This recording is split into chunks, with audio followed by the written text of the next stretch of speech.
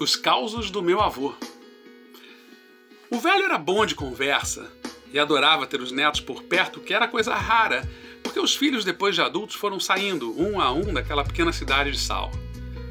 Sim, meu avô era funcionário de uma empresa do governo que era responsável pela fiscalização da produção de sal naquela região do Nordeste brasileiro, entre o Ceará e o Rio Grande do Norte. Muito antes de sossegar, estruturar sua vida e formar uma família em Mossoró, ele viveu 1000 aventuras. 2 em particular ele adorava contar.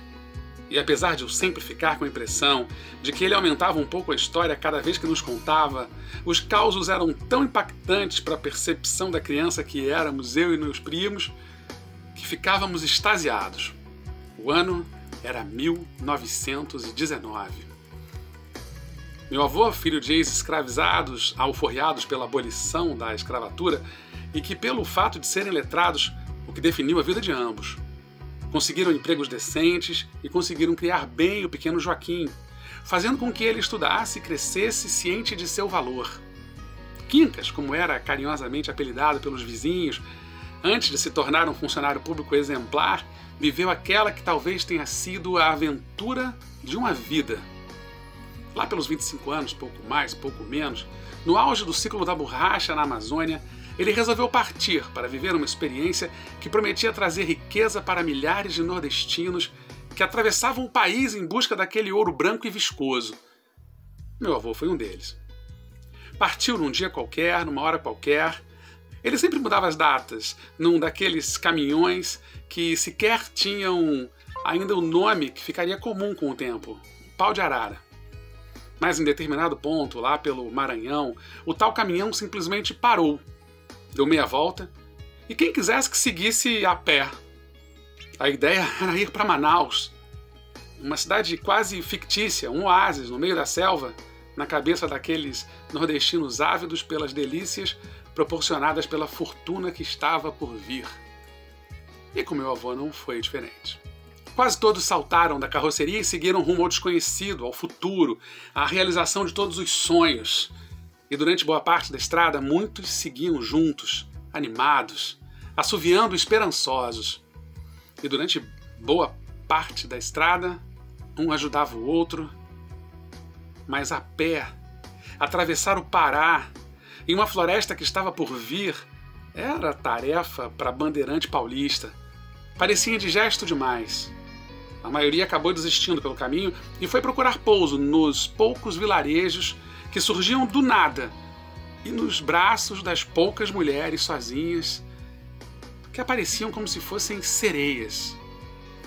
Quando já tinham perdido a noção dos dias, quando a fome já apertava, quando os sapatos já nem mais tinham sola e muitos seguiam descalços, a imensa floresta cresceu diante dos olhos incrédulos de boa parte deles. Um misto de emoções. Primeiro, a alegria por terem vencido aquela que só era a primeira parte da viagem. Segundo, um medo danado do que estava por vir. Daqueles homens todos, somente 2 ou 3 já haviam se embrenhado por aquela mata densa quase intransponível em algumas partes. Mas mesmo assim, se meteram mato adentro e logo encontraram uma larga trilha que, diziam os mais experientes, teria sido feita pelos índios. E estava lá, daquele mesmo jeito, há séculos. Alguns dias de viagem e nenhum índio no caminho. Uma estranha calma na floresta e logo chegariam a tão sonhada Manaus.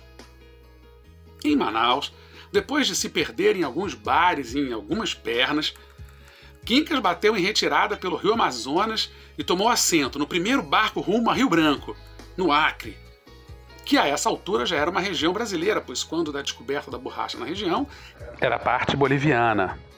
Durante os dias, deitado na rede dentro de uma grande embarcação que levava periodicamente diversos trabalhadores para os seringais, cheios de esperança num futuro glorioso, Quincas avistou pela primeira vez os tais índios, de quem se contava tantas histórias.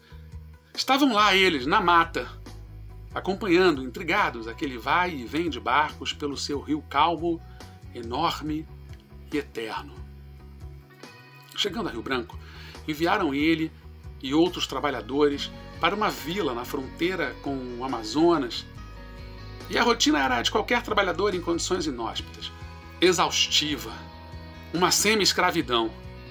Mas logo no começo o salário era pago e era muito, o que surpreendeu o jovem que um dia seria pai do meu pai. Mais rapidamente ainda, por ser alguém estudado, o convidaram para realizar um trabalho mais burocrático, mais leve e que pagava melhor.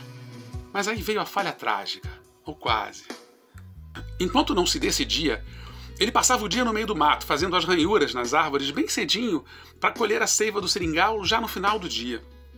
E entre as muitas horas que se seguiam entre uma coisa e outra, ele acabou se perdendo na floresta e encontrando uma nativa de cabelos negros muito espessos que o seduziram imediatamente.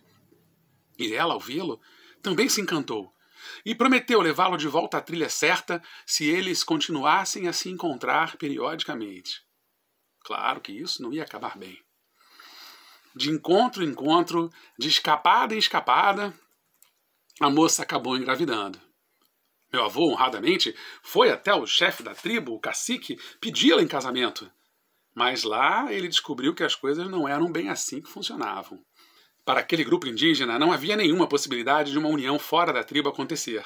E ele não só saiu da tribo sem a futura mãe daquele que seria o seu primeiro filho, ou filha, como saiu fugido, com a ajuda da própria Índia e de um dos irmãos dela, que o levaram a uma trilha alternativa e o fizeram prometer que seguiria por ali até o rio, que tomaria um barco assim que avistasse um e nunca mais colocaria os pés nem naquela tribo, nem naquela cidade. O velho cacique o perseguiria e o mataria caso ele voltasse. Aí começam as histórias mais fantásticas, porque, sozinho na floresta, ele mascou plantas que desconhecia e que o fizeram ver a lua bem de perto. Ficou esperando uma cobra gigante atravessar a trilha para que ele pudesse novamente continuar sua caminhada. Conversou com uma árvore que confirmou estar ele no caminho certo. Entre outras historietas fantasiosas que virava e mexia, ele acrescentava ao seu bel prazer. Chegando no Rio, conseguiu uma carona com um grupo mais amistoso e aculturado, e que falava português, inclusive. E eles o levaram até Manaus numa longa e incômoda viagem que dava saudade daquela rede macia que o havia levado rio acima. Em Manaus, com um pouco de dinheiro que ainda lhe sobrara, ele ainda hesitou, pensou em voltar, sequestrar a futura mãe do seu primeiro filho, mas o medo falou mais alto, e ele pegou uma embarcação até Belém.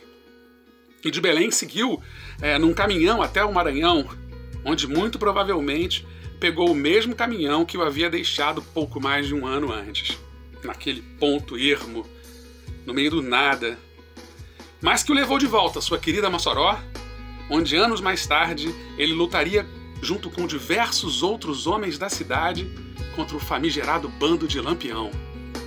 Mas essa é uma outra história.